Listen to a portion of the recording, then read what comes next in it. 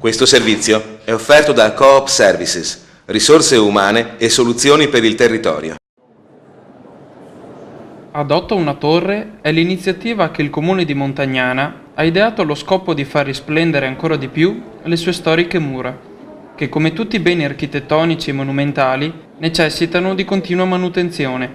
L'iniziativa è stata ufficialmente presentata al Salone del Restauro di NA Italia, che si è svolta dal 3 al 5 novembre al Lingotto Fiere di Torino. Con questa iniziativa il Comune di Montagnana si propone di far fronte alla necessità di manutenzione della cinta muraria, anche se l'attuale fase storica non permette alle risorse pubbliche di intervenire sul patrimonio. Per questo motivo è sempre più necessaria una stretta collaborazione tra pubblico e privato, al fine di valorizzare i beni culturali che necessitano di manutenzione. Montagnana porta un progetto, adotta una torre, un progetto simbolico, lo stiamo in qualche modo concretizzando, mettendo assieme una serie di energie private piuttosto che pubbliche, dove andare a promuovere e valorizzare tutto quello che è storico-culturale del nostro paese, ma direi non solo, dobbiamo andare a mettere assieme anche tutto quello che è commerciale, artigianale, paese di cui Montagnana è sicuramente ricco. Questa è una prima fase dove cerchiamo di essere attrattori di interessi proprio verso